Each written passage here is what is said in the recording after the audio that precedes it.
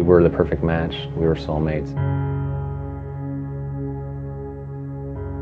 She loved her family more than anything. We'll miss her forever. It should never happened. I can still see her laying on the side of that road. This is gonna follow me for the rest of my life. It's tough. It's tough. I made a mistake that day that I can never take back.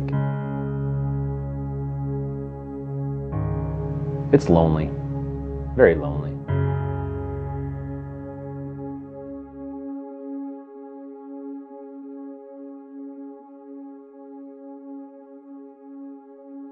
I remember the day of the crash. It was June 30th, and Andrea had the day off and was going to spend it with our girls that day. I was in one of our grain bins, and all of a sudden my mom called on the two-way and said, "Matt, where are you at?" And I could hear it on her voice that something was very wrong, because Mom said Andrea and the girls were in an accident. And I knew they were on the bike, so I knew it wasn't going to be good. We went out to the crash site. It was difficult. I could see they were doing CPR on Andrea. I was kind of collecting my thoughts and saying some prayers, and then the fire chief came and said that we had lost Andrea, and it was tough. And the shock started. And then I remember the phone call coming in and saying that I had to get to the hospital. My little Claire, who was 4 at the time, was not okay. She had 5 broken ribs and a punctured lung, and some cracked vertebrae in her neck. And she was intubated. To see that little girl with the tubes and everything is just something no father should ever have to go through. To see the fear in your 4-year-old's eyes and the quivering of her lip just is beyond anything that anyone should have to go through. I think she knew Mom was gone, but yet, as a father, you still had to tell her mom was gone. That day when Andrea was riding her bike, she was doing everything right.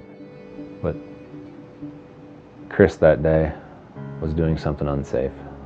He was looking at his phone and ultimately hit my girls. And it hurts. I don't know what I was doing for that second where I did not see her. Besides, I knew I was on my phone. I remember that I had to make a payment on a loan, and I thought, what better time to do it now? If I forget, I won't remember to do it later. And so I decided to pick up my phone and started dialing. Next thing I knew is I heard a thud. I don't know if I looked down on my phone for a split second, and I heard a thud. And I looked up in my rearview mirror, and I saw a bicycle. And I knew right away it wasn't good. I never saw her one time. I stopped the vehicle as quick as I could. I started running back towards the bicycle. 911, where's your emergency? There's a girl in the bed. I think they hit by a car. She's not, like... You need the ambulance? She's not breathing good at all. We need an ambulance or something really fast. She's not breathing. My thoughts were, what the hell have I done? How did I not see her? No doubt in my mind, it was my fault. I was on the phone. I was driving. I was in control.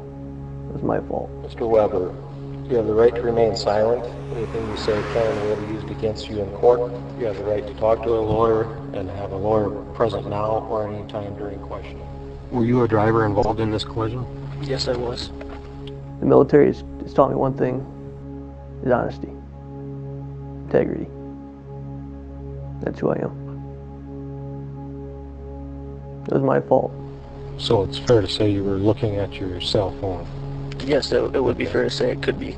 I don't remember looking at myself. I remember being on my cell phone when it happened.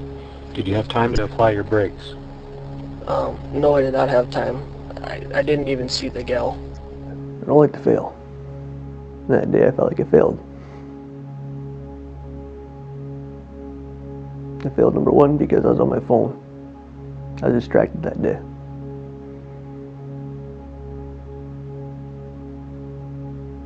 Number two, I failed because I couldn't keep her alive. We miss her. The hugs, the touches, the smile, the laughs. She loved her family more than anything. She loved her kids. She'd do anything for her kids. In fact, Andrea's last night here, she slept with Claire all night. She was just taking care of Claire one last time. Andrea and I were going to, we wanted more kids. We even talked about adopting someday, but those dreams were shattered. We were the perfect match, we were soulmates, and it's just hard going on without her and waking up every morning to an empty home and an empty bed just because there's just one person missing. I like before this crash, 26-year-old, loving life, got 2 kids. Then I made that bad choice. Pick up my cell phone that day, make that call. That choice that I can't take back. And it killed somebody because of that. When I learned Chris was on his phone, it didn't surprise me. I knew the person responsible for Andrea's crash was on her phone even before I was told. I'm thankful that I've got my girls, because the day of the crash, they were involved in it, and it could have been a lot different. I could have lost everything. I'm terribly sorry for what I did that day.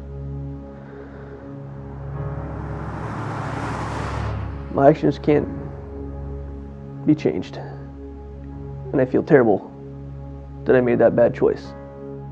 It does make it easier that he's taking responsibility for it, but it still doesn't bring Andrea back. And I know that's what he would want, and I know that's what I'd want. It's what we'd all want. That's why we got to get the word out there. This doesn't need to happen to anyone ever again. He made a mistake in his life that he's going to have to live with for the rest of his life, just as we are going to have to go on with our life without Andrea, without my wife, the love of my life, the role model to her 2 girls. What I ask for everybody to do is think about,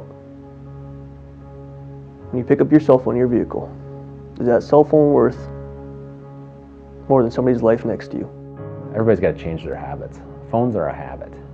They're a bad habit, especially when you're behind the wheel. Yeah, they make life easier, but they made life tougher for us. There's no text or phone call that is that important.